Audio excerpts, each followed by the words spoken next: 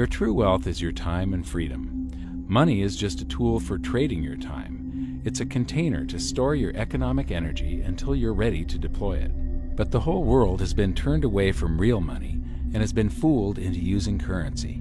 A deceitful imposter that is silently stealing your two most valuable assets, your time and your freedom.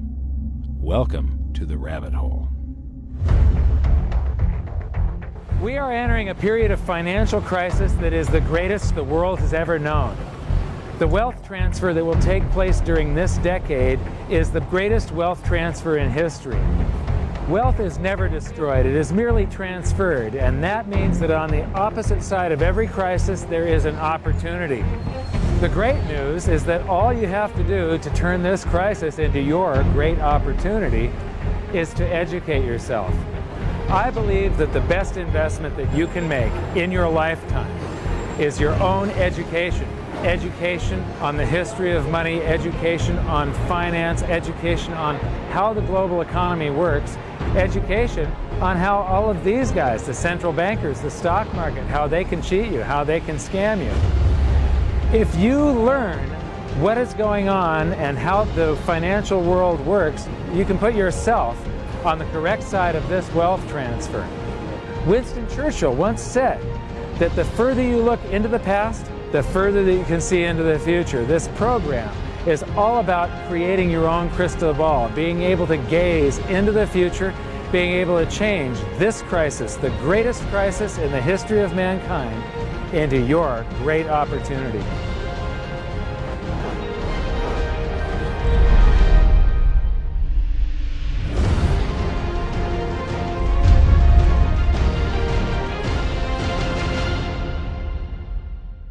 The hidden secrets of money, some of them are hidden in plain sight. They're like right in front of you. The way the monetary system works is something that isn't actually hidden away from all of us. It's out in the open, but it's complex and people just they can't see how it works. It's hard for them to imagine that we're living in such a hoax. Others are meant to be secret, but the truth is slowly coming out, like the Federal Reserve being a private corporation and not really part of the U.S. government. But when I started studying this, what I found was that there was no place that I could point people to where they could get it all in one spot. And so I basically decided to write my book about it and consolidate monetary history, economics, the markets, fundamentals of gold and silver. There's a lot of smoke and mirrors in economics, and I've sort of made it my job to lift the fog for people.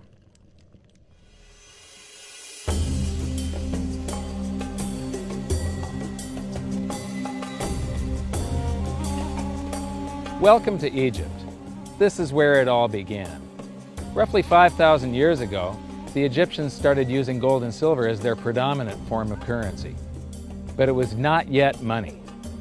The pieces of gold and silver that they were using were odd sizes and weights, odd purities, so it still was not interchangeable, where each unit is the same as the next. This meant that nothing really had a price yet. You couldn't put a price of so many coins on something because they didn't have coins yet. Trade was still difficult. It was still a guessing game when it came to the exchange of values. One of the reasons that we are in the financial mess that we are today globally is that people do not understand the difference between currency and money. Currency is a medium of exchange, a unit of account. It is portable, durable, divisible, and something called fungible. Fungible means that each unit is the same as the next unit. A dollar in my pocket buys the same amount as a dollar in your pocket. Money is all of those things plus a store of value over a long period of time. Even financial planners, bankers, your accountant, they don't understand the difference between currency and money. The currency in your pocket is a medium of exchange. It's a unit of account because it's got numbers on it. It's somewhat durable, it's portable, it's divisible in that you can make change, and it's fungible. A dollar in my pocket buys the same amount as a dollar in your pocket. But because governments can print more and more and more of it, and dilute the currency supply, it's continually transferring wealth out of your pocket, out of your bank account, to the government and to the banking system. The reason that gold and silver are the optimum form of money is because of their properties. It's an easy medium of exchange because gold and silver store a large amount of value in a very small area. It's a unit of account. Pure gold has the same value all over the planet. So an ounce of gold buys the same amount here in Egypt as it would in China or in the United States. It's durable. The same gold that Egyptians were using in trade 5,000 years ago is still here with us today. It does not corrode. It's divisible. You can make change with it. It's very portable. You could use something like oil as money. It's just that you can't carry around a barrel of oil on your back. It's fungible. Pure gold is the same wherever it is on Earth. Pure silver is the same wherever it is on Earth. It's limited in quantity. That's the reason that it maintains its purchasing power. Governments cannot print it. Over the last 5,000 years, only gold and silver have maintained their purchasing power. There have been thousands upon thousands of fiat currencies that are unbacked by gold or silver, and they have all gone to zero. It's a 100% failure rate. Well, fiat currency, of course, is a currency that exists at the dictate or by fiat from a government. You see, they have their printing presses, and the paper money rolls off the printing presses. And then they give it the fiat designation, which makes the currency official. It's just worthless paper. But when Ben Bernanke gives it the special sign, and they have the cult meeting at the Federal Open Market Committee meetings, it suddenly becomes currency. If you look at what's really going on, it's a con game. And so there's confidence. Well, the Federal Reserve is very forthright about what they're doing. If you read their websites, they'll tell you it's a confidence game. They tell you that there's no intrinsic value in their money. They'll tell you that they print it backed by absolutely nothing. They actually display all these facts. But if you tell somebody in the public that this stuff is created out of thin air, there's no backing whatsoever, it's absolutely worthless, it's about as valuable as monopoly money, they'll look at you like you're nuts. Is there an example throughout history of a fiat currency, a piece of paper that's unbacked by anything, surviving? Short answer, no. Long answer, no. And here's why. When Addison Wiggin took over at the Daily Record, when they got cranked up, Bill Bonner asked him to catalog all of the fiat currencies throughout history and what happened to each of them. Addison dutifully went to work. Within a short period of time, he had gone through the alphabet. All the fiat currencies that started with the letter A were done. They all went to zero. He was halfway through the letter B, and all the fiat currencies that started with the letter B, and there were 600 of them in just the first letter and a half of the alphabet, and every single one of them went to zero. Every one. 600 fiat currencies that start with the letter A, and half of the ones that start with the letter B are 600 of these things. Not one ever came close. You think this one, the United States dollar, is going to be the first one after all that? I don't think so. No. No currency, fiat currency has ever survived. None. The thing about money is there actually is a fairly well accepted definition of what money is. The question is, as you apply that definition to particular things that people claim to be money, do they fit the definition? We'll just take the paper dollar, for example. How well does it perform those functions? Well, store of value. The dollar has lost 95% of its purchasing power since the creation of the Federal Reserve in 1913. So not very good as a store of value. One of the things I do is just a way to get the audience's attention is I have a slide, and there are 3 pictures on the slide. One is a pile of monopoly money. The other one is a pile of Federal Reserve notes, what Americans would call paper money. The other one is a solid gold American Eagle 1-ounce coin.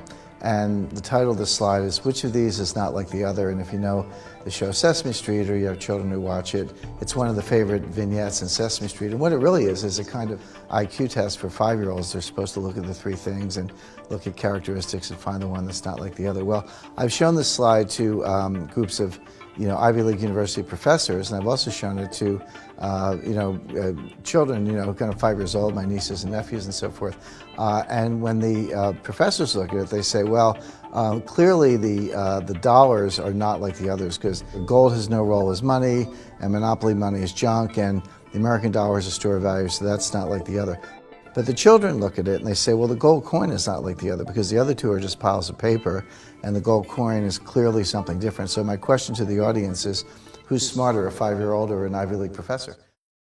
Before World War I, each note that a treasury issued would say that there have been deposited with the United States Treasury $20 in gold coin payable to the bearer upon demand. The money was in the vault. The currency was a note they gave you that was a claim check, only a claim check on the money, the same as if you go to the dry cleaners and you give them your shirt and they give you a claim check for your shirt. The value is that shirt at the dry cleaners, not the piece of paper that says that you own that shirt. So our currency that circulated was the paper US dollars, and they were claim checks on money. The next hidden secret is the difference between currency and money. Money must be a store of value and maintain its purchasing power over long periods of time. As we progress through this series, you'll learn that national currencies are really a tool used by the government and the financial sector to leech away your time and your freedom by stealing your purchasing power. So rather than storing your economic energy, currencies leak. Now compare that to the gold and silver the Egyptians were using. Like I started with, it still wasn't money because it wasn't interchangeable yet. But they were on the right track, as gold and silver have proven over thousands of years to be the ultimate store of value. Gold is only formed when a star explodes, a supernova, and it stays around forever. This is one of the properties that make it the ultimate money.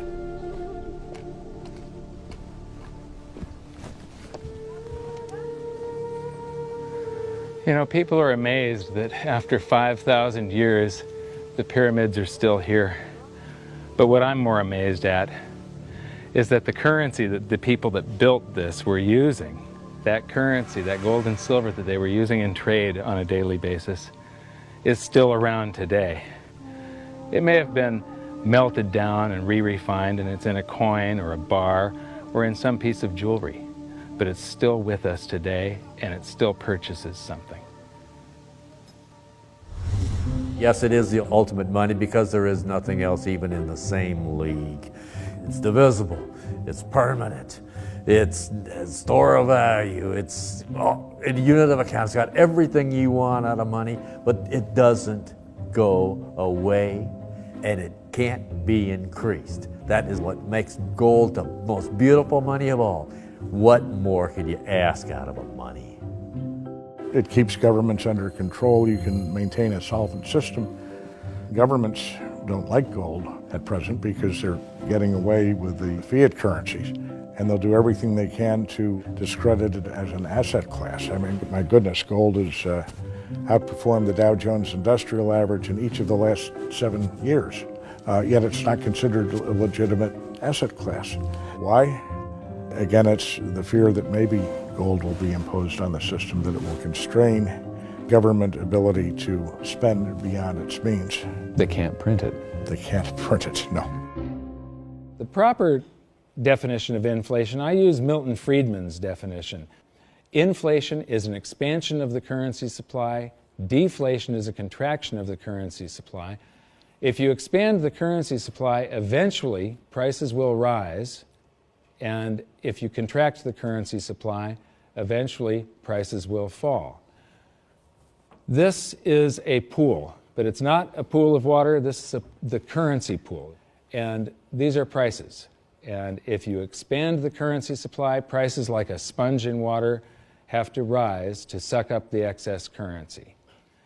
Governments never stop printing more currency and adding currency to circulation. Therefore, prices keep on going up, not because the stuff that you're trying to buy is changing. The real estate doesn't change. What has changed is the currency purchases less and less. It's the currency going down, not prices going up. The truth is, what we have that makes our world work right now is a big story. None of it's real.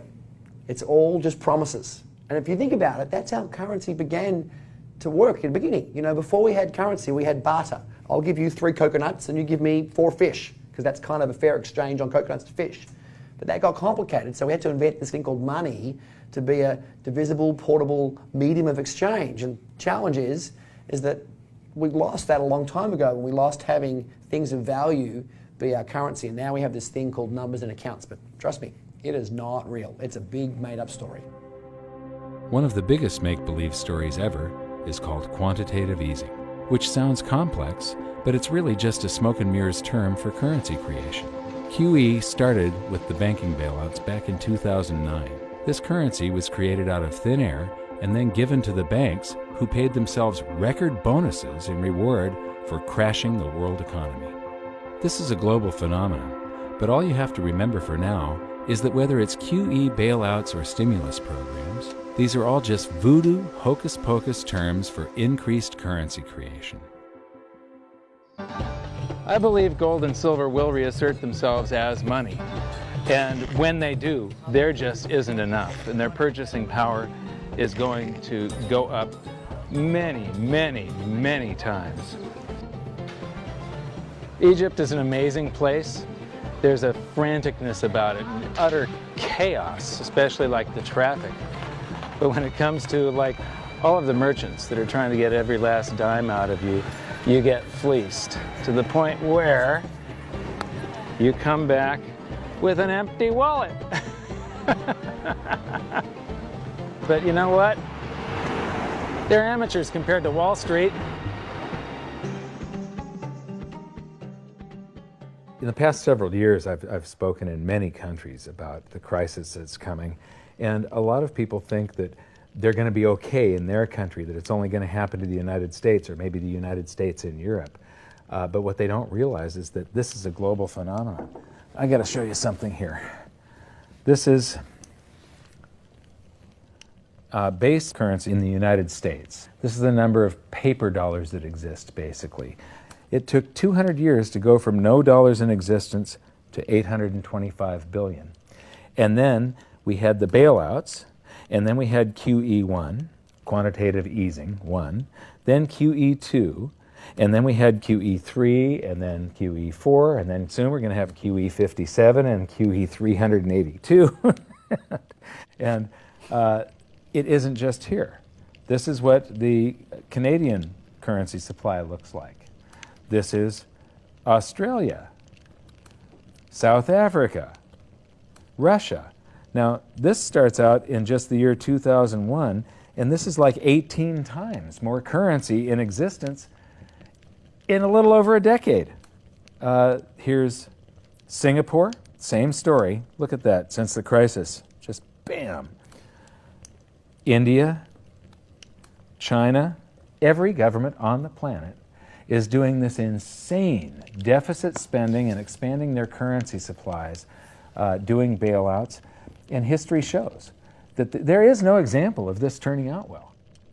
It is sometimes amazing that we haven't experienced more inflation than we have. If they keep expanding the money supply so vastly, why aren't our prices growing faster than they really are? And the answer is that a good chunk of the money that the Fed created has been shipped overseas. I remember early in my research, I heard this expression that the Americans have exported their inflation. I thought, what is that? How can you export your inflation? Put it in a box and send it out? What do you do? Well, now I understand. You export your inflation by simply sending all these dollars that you created to these other countries, and then they send you their refrigerators and their cars and whatever, their TV sets. So you get hardware, and they get little pieces of paper. It's a great deal for the American people for a while. For a while. Sooner or later, all of those pigeons come home to roost.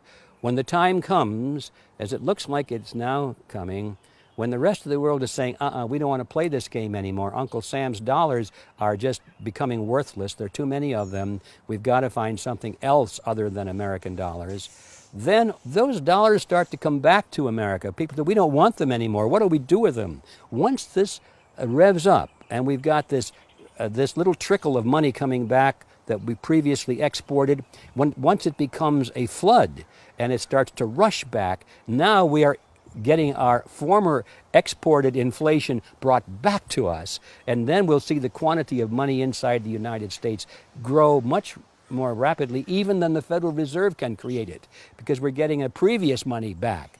And that's when we will really see the tanking of the US dollar in terms of what it will buy. During the second round of quantitative easing, global food prices went up 60%. And this created a humanitarian disaster for the 2 billion people on Earth who live on less than $2 a day.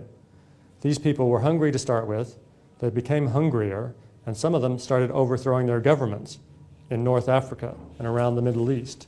So quantitative easing was the spark that ignited the Arab Spring. So that's it. When you create money, you get some sort of inflation. It just depends on where the inflation goes.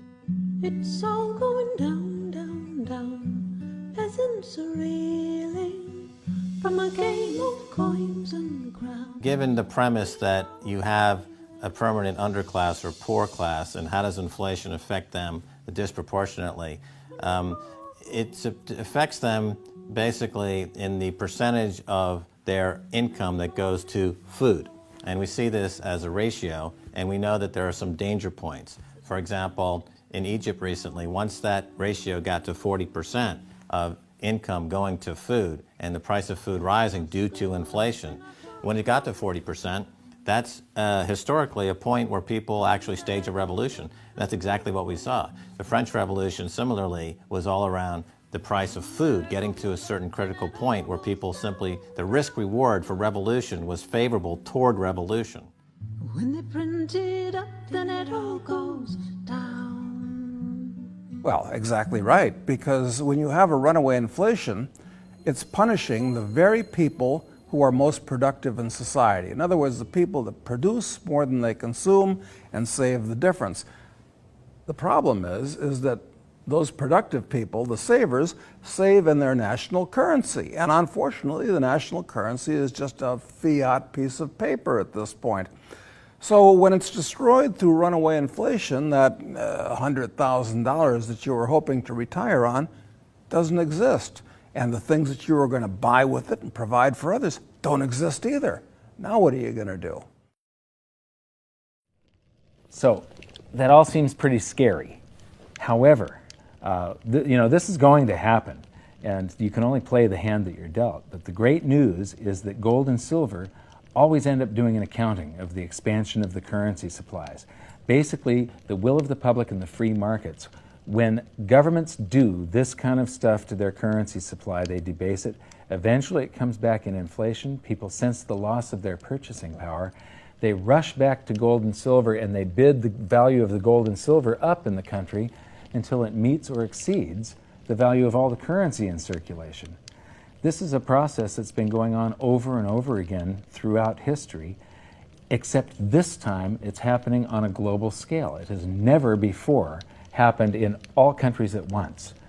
And that means that this is the greatest wealth transfer in history. Therefore, it's the greatest opportunity in history, and it's not going to happen again in your lifetime.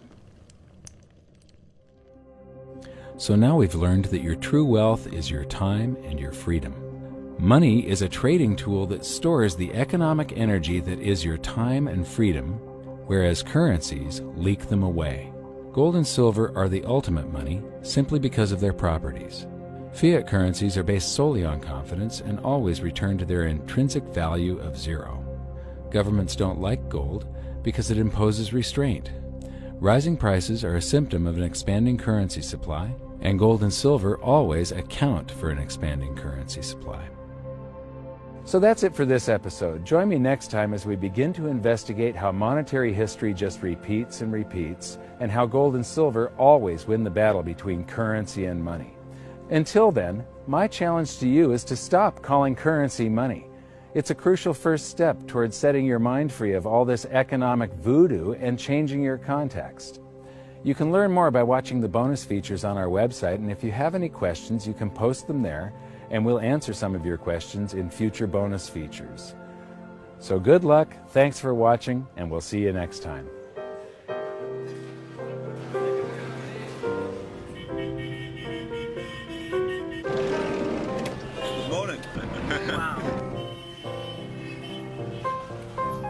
what does fiat mean?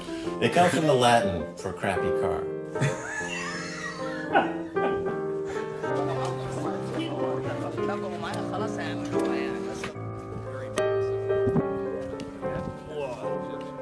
In the desert in a suit. My camel died. You're not too sure about that, are you? Huh?